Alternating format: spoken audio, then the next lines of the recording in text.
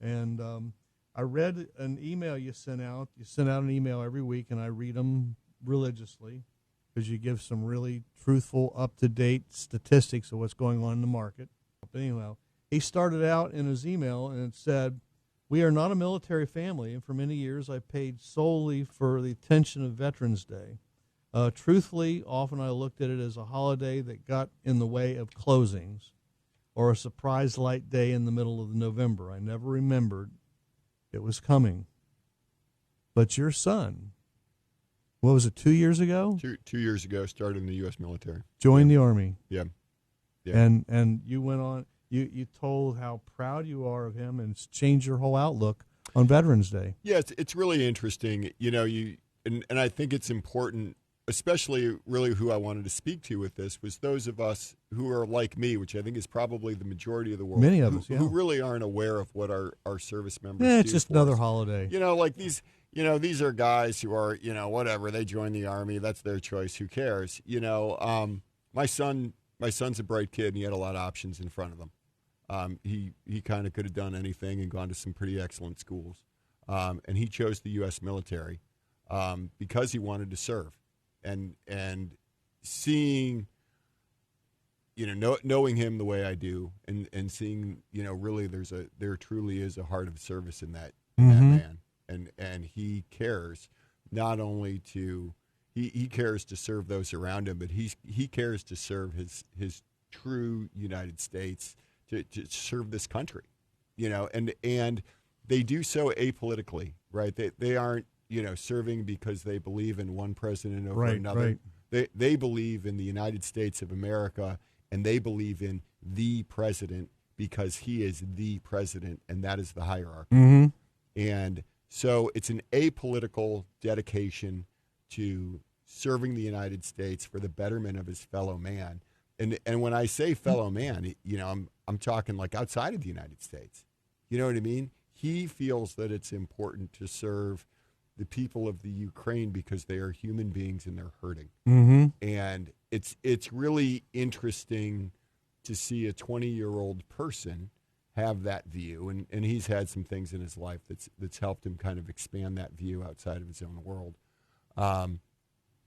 But I've sat down, I've had lunch with his fellow soldiers, and hung out with those guys, and these are really excellent people who could do anything with their lives and have chosen to serve the United States, and then to kind of add to that, and over the last really year,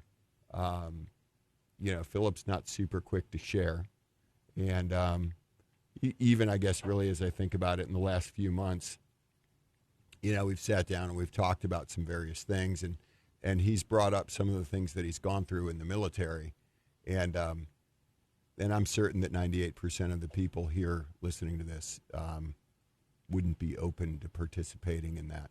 Right. And these young men who could do anything whatever they want. You know what I mean? These were kids that were accepted into Columbia, NYU, Ivy League schools. Kids with a lot of possibilities. Mm-hmm. These men are going through things, and women. I haven't met the women, but there are women there as well. Oh yeah. These are people going through things that pretty much all of us would pass. Mm-hmm. We just wouldn't want to participate. Right. And these guys, these folks sit there willingly, stepping up to the plate with love for their country in their heart. Yeah. It's really an interesting thing to see. It's incredible to watch. I have some friends, Barb and Jeff Gilker, their son David. I would have never picked him in the military, and he joined the Marines about 4 or 5 years ago, and he's just been promoted, and he travels with our president. Mm-hmm. And it's amazing to see the transformation of when he joined, just a little skinny guy in high school. he did what, Barb? He joined the Marines? I mean, that's the toughest department you could join, and he has exceeded, and everything you just said, that's David to a T. It's something to see the change that happens there. And no matter what your talents are, a dear friend of mine, Rusty Bird, he plays saxophone with Bluestone Ivory. He was in the Army. He retired in the Army band. Mm-hmm. He played music because that's how he served our country, was Yep. with his talents of music. And Yeah, that's funny. I had an applicant this week, and she was the military was moving her from Anchorage, Alaska, here to Cincinnati, mm-hmm. and she's in the military. And I asked her what she did. She's like, "Well, I've been in for 12 years. I'm a plumber." And then, you're like, "Really?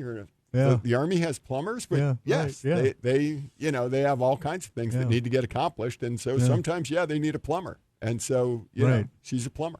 Well, my dad, he was in the Army, and he was an electrician. Mm-hmm. And we have pictures of him in his uniform standing on the poles. He took care of communications. Okay. Back and he didn't see any active, but Yeah. he was in the Army during the war, Mm-hmm. but he was on top of the poles, Right. running wires. And hey, that was his talent. That's what he liked to do. And somebody needs to do that. And Yeah. and it's really interesting to see, what our military does for us. And I think 90% of us in the United States are probably pretty immune, pretty unaware of all that's going on in the background. And now that I'm, at least able to see it more closely, I'm certainly not participating. I'm so in it, glad. but Yeah. it's great to see, and it's worth mentioning. We're so proud of Phil. Yeah. Help them contact with our family, even though they're going to be away for Thanksgiving, going to be away for Christmas. Yep. But we need to keep those communication lines open to them. Yep. Let them know we know them and trust them and love them for everything they do for us. Yep. That's great. Yeah, So it's good happy stuff. for you.